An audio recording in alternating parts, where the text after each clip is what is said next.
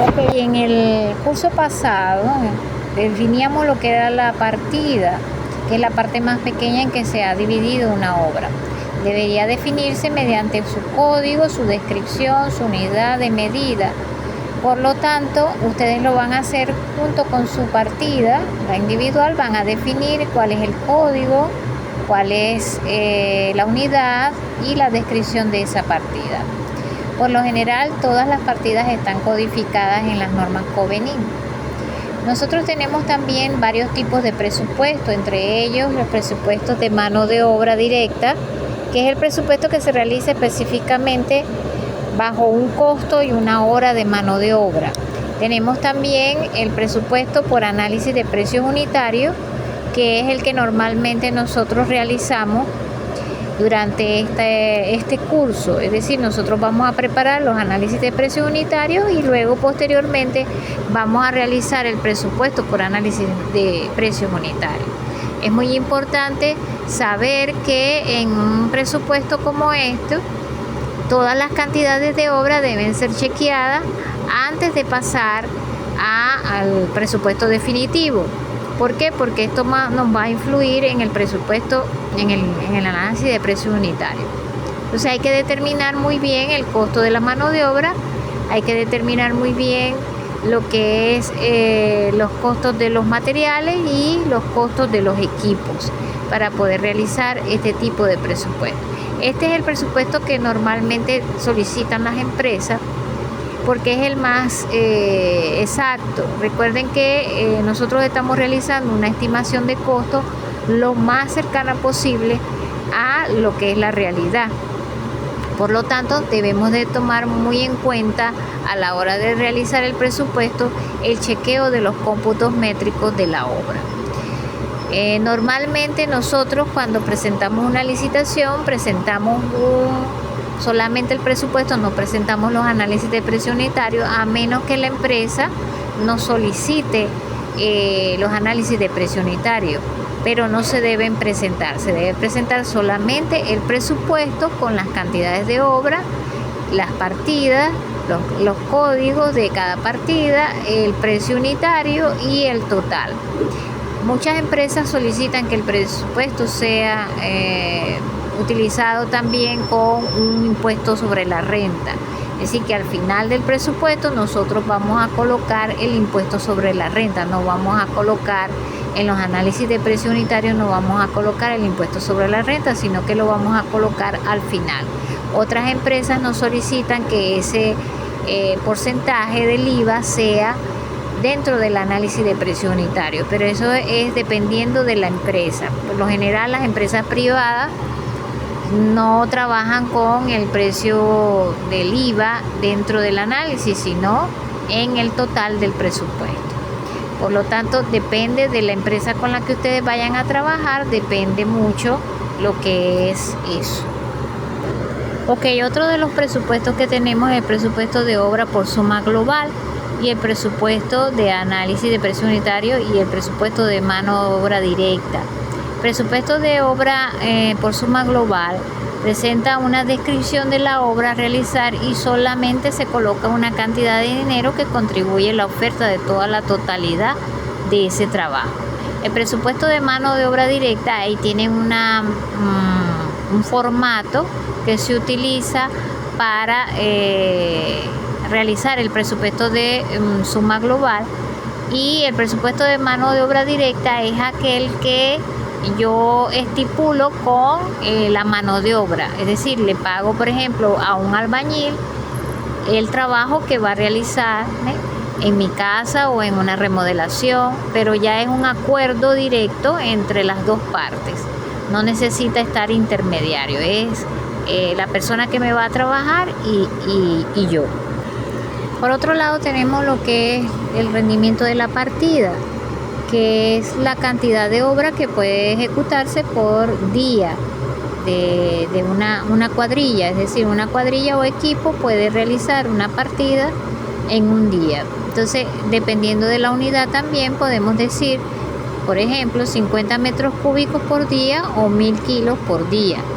Normalmente nosotros ya en la experiencia nos dice cómo trabaja la cuadrilla en el día y qué cantidad de obra puede realizar esa cuadrilla. Por lo tanto, esta parte es muy importante porque se adquiere con la experiencia.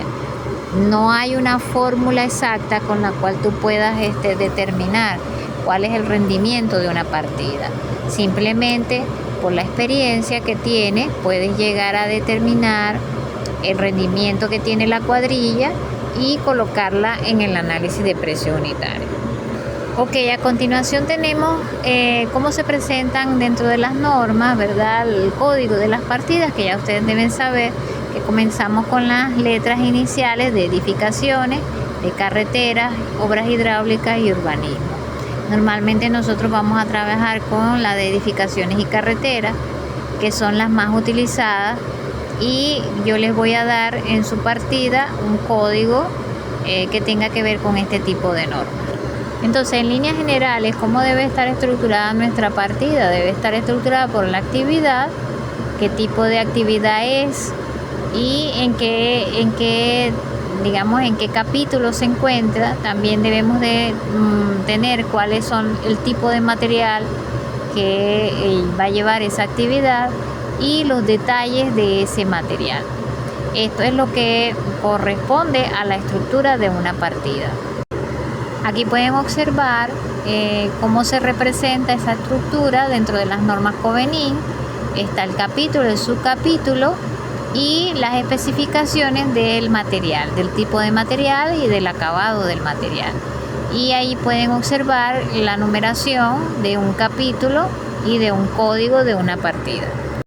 Entonces, realmente, ¿qué es lo que contiene esa partida? Contiene el capítulo, subcapítulo, la etapa, el concepto, la dimensión, la actividad, el área, la profundidad, el espesor, el tipo de acabado.